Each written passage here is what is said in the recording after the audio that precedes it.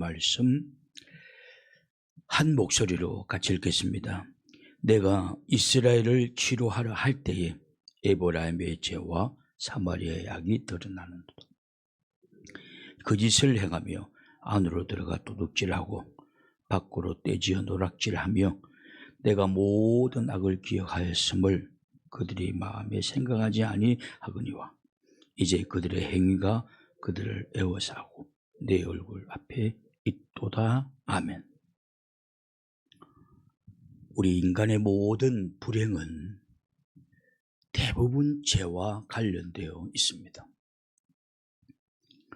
그런데 우리는 생각하기를 내 죄가 들통나지 아니하면 된다라고 생각을 합니다.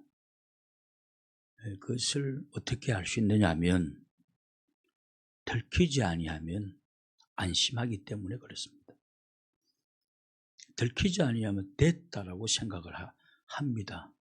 이것은 내가 죄를 지어도 들통나지 아니하면 된다라는 그런 우리의 마음이 우리 저변에 있기 때문에 그렇습니다. 그러나 하나님은 절대로 죄에 대해서는 그냥 넘어가지를 않습니다.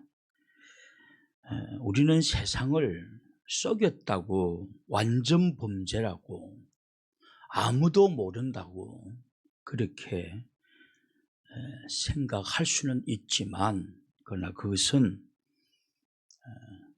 성경의 말씀과는 정반대되는 말씀입니다. 하나님은 죄에 대해서 그 결과를 반드시 물으십니다. 로마서 2장 6절부터 9절을 한번 보십시오. 로마서 2장 6절 9절 로마서 2장 6절과 6절에서 9절을 한번 보십시오. 하나님께서 각 사람에게 그 행한 대로 보응하시되 참고 선을 행하면 영광과 존귀와 썩지 아니함을 구하는 자에게는 영생으로 하시고 오직 당을 지어 진리를 따르지 아니하고 불의를 따르는 자에게는 진노와 분노로 하시리라. 악을 행하는 각 사람의 영에는 환난과 공고가 있으리니 먼저는 유대인에게요 그리고 헬라인에게만. 보십시오. 하나님은 죄에 대해서는 반드시 보응을 하십니다. 하나님은 선악에 대해서는 반드시 대갚음을 하신다라는 것입니다. 그러므로 여러분 선을 행하고 내가 왜 이 일을 했는가? 손해보는 일인데 희생하는 일인데 왜 일을 했는가? 그렇게 생각할 필요는 없습니다. 그 행위대로 하나님은 다 대갚아 주시기 때문에 그렇습니다. 죄도 마찬가지입니다. 죄도 하나님은 그냥 넘어가지 않습니다. 반드시 대갚습니다. 그럼 우리는 하나님 앞에 있는 하나님의 자녀임을 잊어서는 되지 않습니다. 오늘 본문에 보면 하나님이 이렇게 말씀하고 있습니다. 내가 북이스라엘을 치료하려고 하였더니, 고쳐주려고 하였더니 라는 뜻이죠. 에브라임의 죄와 사마리아의 악이 드러났도다. 에브라임은 북이스라엘을 대표하는 요셉의 아들입니다. 요셉은 유다가 야곱이 형제의 분깃의 2배를 받으리라. 그래서 두 아들이 대신 들어가게 되죠. 에브라임은 북이스라엘에서 가장 대표적인 지파가 됩니다. 군사적으로나 경제적으로 굉장히 부강한 지파가 됩니다. 그래서 에브라임을 북이스라엘을 대표로 부르고 있습니다. 사마리아는 북이스라엘의 수도입니다. 그러니까 북이스라엘을 다스리는 모든 지도자들은 사마리아에 살고 있었습니다. 그러므로 사마리아의 악이라는 것은 북이스라엘 지도자들, 리더들의 악을 의미하는 것입니다. 하나님께서 북이스라엘을 치료하려고 하였더니 그들에게 드러난 것이 있더라라는 것이 바로 에브라임의 죄와 사마리아 성의 악이었다라는 것입니다. 치료하려고 했더니 고쳐주려 하였더니 악이 드러났다라는 것입니다. 중요한 것은 북이스라엘은 그들의 문제의 원인을 죄로 생각하지 않고 있다는 사실입니다. 불리한 환경이 나를 어렵게 만들었다, 이렇게 생각하지 오늘 나의 불행, 이것은 나의 죄와는 상관이 없다, 그렇게 생각을 한다는 것입니다. 주님의 진단과는 정반대의 진단을 내리고 있죠. 하나님은 지금 북이스라엘을 바라보면서 에브라임아, 너의 죄악이 드러났다. 사마리아야, 너의 악이 드러났다. 내가 너를 고치려고 하였더니, 치료하려고 하였더니 너의 악이 드러났다라는 것입니다. 우리는 하나님 앞에 다 치료받기를 원합니다. 가난도 치료받고 질병도 치료받고 뭔가 불행한 그런 것도 다 치료받기를 원합니다. 그래서 하나님이 고쳐주려고 하였더니 너의 그 원인이 죄라는 사실이 드러났다라는 것입니다. 그러나 우리는 정반대로 생각한다는 것입니다. 오늘 나의 불행은 내가 좀 가난한 집안에서 태어났어. 그래서 나는 많이 배우지 못했어. 뿐만 아니라 나는 운이 없었어. 재수가 없었어. 세상이 나를 알아봐 주지 않아. 그렇게 생각을 합니다. 그러나 하나님은 분명하게 우리에게 지적을 합니다. 아니다. 내가 너를 치료하려고 했더니 너는 기회를 못 잡을 뿐이고 운이 안 좋고 가난한 가정에서 태어나고 그런 것이 아니라 너의 불행의 원인은 죄라는 사실이 드러났다 라고 말씀하고 있는 것입니다. 나의 죄가 나를 불행하게 만드는 것입니다. 어떤 사람을 가끔 보면 죄에 대해서, 자기 자신의 죄에 대해서 굉장히 관대한 사람들을 봅니다. 다 그럴 수도 있지, 그렇게 생각을 합니다. 죄에 대한 민감성, 이 죄에 대한 결과에 대한 민감성, 죄가 깨달아지면 바로 뉘우치고 돌아서는 그런 민첩함, 이런 게 없어요. 또 세상 사람들 보니까 그 정도 살아가고 나는 그들에 비하면 그래도 어느 정도 어렵게 살아간다라고 생각을 합니다. 우리가 여러분 세상 사람들과 비교할 차원의 사람들입니까? 말씀 앞에 서야죠. 세상 사람들과 어떻게 비교를 합니까? 그들은 비교 대상도 되지 않는 것입니다. 여하튼 하나님은 북이스라엘을 치료하려고, 고치려고, 바꾸려고 했더니 너의 죄악이 드러났다라고 말씀하고 있습니다. 그러나 우리는 죄에 대해서 늘 관대하고 너무 죄에 대해서 너무 가볍게 여깁니다. 어떤 이들은 숨겨버립니다. 이게 죄는 숨기는 것이 최고야. 아무도 드러나면 안 돼. 그래서 드러날까 봐 긴장 속에 살아갑니다. 왜 그럴까? 여러분, 내가 숨기면 됩니까? 죄는 내가 숨긴다고 해결되는 문제입니까? 우리는 그러니까 굉장히 사람 중심이죠. 불꽃 같은 눈으로 우리의 중심을 바라보고 계시는 하나님의 눈을 의식하는 것이 아니라 사람의 눈을 의식해. 근데 진정한 신앙인은 다 우리가 잘못해서 신앙이 어려서 죄를 지었지만 내가 이제 바꾸고 거듭나고 말씀 앞에 거듭나고 났더니 그것은 회개해야 될 문제고 주님 앞에 도리어 당당하게 서야 돼요.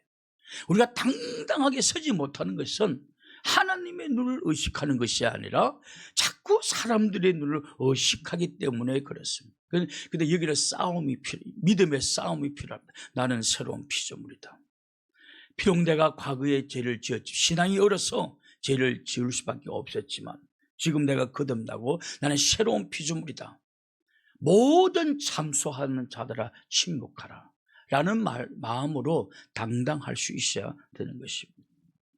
근데 사람들은 막 숨기려고 들통날까 봐 불안해하죠.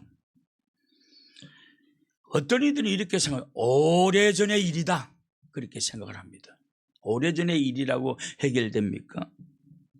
어떤 사람들은 하나님, 그때는 어쩔 수 없었습니다. 자신의 죄를 합리화시키기도 합니다. 그러나 이런 것은 불행한 나를 고칠 수가 없어요. 이런 것은 나를 고칠 수가 없습니다. 하나님은 우리의 죄에 대해서 이렇게 말씀하고 있습니다. 2절을 보십시오. 2절에 보면, 호시아 7장 2절에 보면 이런 말씀이 나옵니다. 내가 모든 악을 기억하였음을. 하나님은 우리의 모든 악을 기억하고 있다. 그러나 그들이 마음에 생각하지 아니하거니와. 하나님이 우리의 죄를 다 기억하고 있는데 그들은 그들의 마음에 그것을 생각도 하지 않고 있다는 것이죠. 이제 그들의 행위가 그들을 에워싸고 내 얼굴 앞에 있도다. 그들의 행위가 그들을 에워싸고 있다. 모든 불행의 원인이 죄라는 사실을 말씀하고 있는 것입니다. 하나님은 내가 범한 죄를 기억하고 있어요. 그러나 우리는 정작 죄를 지은 우리는 그 죄를 까맣게 잊어버리고 있습니다. 이것은 마치 골마 터진, 골마 있는 고름이 있는 그런 염증을 짜지 아니하고 그냥 두고 덮어두는 것과 같습니다. 나중에 더 큰 질병으로 번져가게 되죠. 오늘 우리는 기억해야 됩니다. 100%는 아니지만 기억해야 됩니다. 가난, 질병, 불행, 행통치 않는 삶. 나는 뭘 해도 안 돼. 행통치 않는 삶. 이 모든 것이 죄 때문은 아닌지 되돌아보아야 하는 것입니다. 우리가 하나님께 기도하죠. 하나님, 나를 고쳐주십시오. 나의 환경을 고쳐주시고 나의 모든 문제를 고쳐주옵소서. 불행을 고쳐 내 응답해 주지 않을 거예요. 하나님, 우리의 기도를 들으시고 우리에게 찾아와서 우리의 행패를 보니까 내가 너를 치료하라고 했더니 너의 죄가 드러났다. 이것 아닙니까? 근데 우리는 죄 때문이라고 생각하지 않고 있다는 것입니다. 죄 때문이라고 생각하지 않고. 그러니까 하나님의 생각과 배치하는 것입니다. 하나님은 내가 너를 고쳐주려고 너의 모든 불행과 너의 가난과 너의 모든 걸 고쳐주려고 내가 찾아왔는데 그 원인을 보니까 죄라는 사실, 죄가 드러났다. 근데 우리는 그렇게 생각하지 않는다라는 것입니다. 우리는 그 문제를 잊어버리고 있다. 하나님은 기억하고 있는데 우리는 잊어버리고 있다. 그럼 여러분, 나는 지금 너무 행복하고 만족스러워라고 하시는 분들은 어쩔 수 없고, 그래 해도 주님 앞에 더 매달리고 정결해지고 발버둥 쳐야 되겠지만, 만약 오늘 나의 문제가 답답하다고 한다면 그걸 외면하거나 배노하거나 그렇게 해서는 되지 않습니다. 세 가지를 반드시 하라는 것입니다. 첫째가 자백입니다. 자백이라는 것은 하나님, 우리는 나의 죄를 입에 담기도 싫죠. 부끄러워서. 그래서 우리는 하나님, 내가 범한 죄를 용서해 주옵소서 라고 말할 때 아니요, 솔직하게 우리가 아이들을 다룰 때 네 뭐 잘못했어? 네가 잘못한 것을 말해. 엄마 잘못했어. 아니 그래, 뭘 잘못했는데? 이거 아니에요.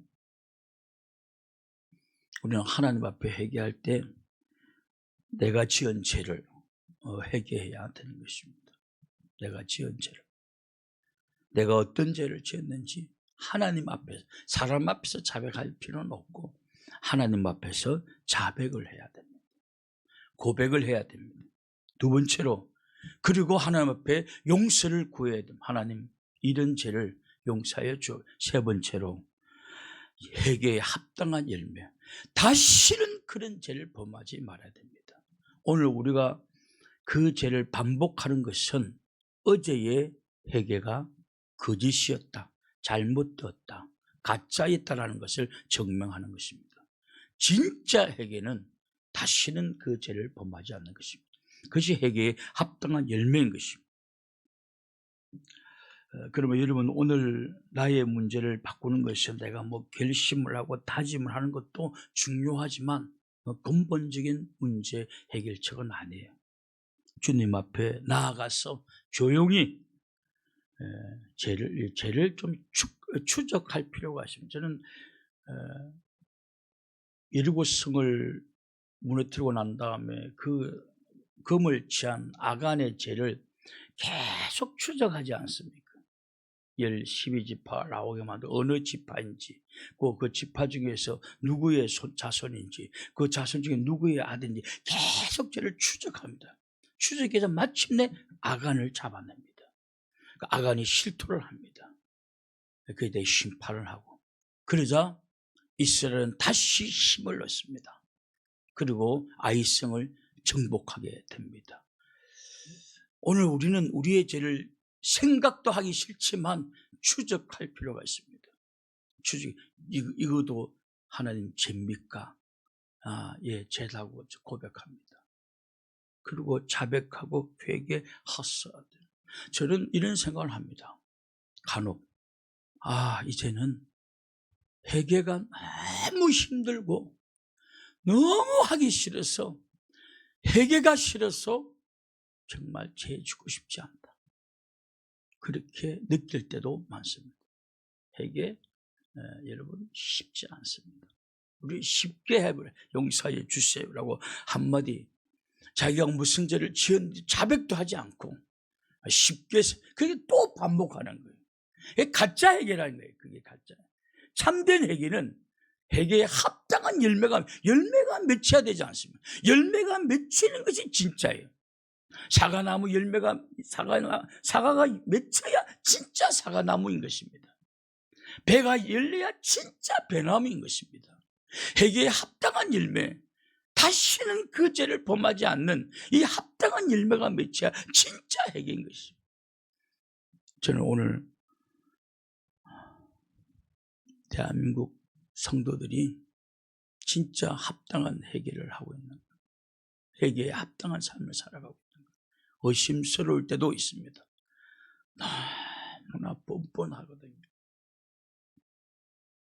너무나 뻔뻔해요. 그러니까 그렇게 보면 대안도 생각나지 않아요.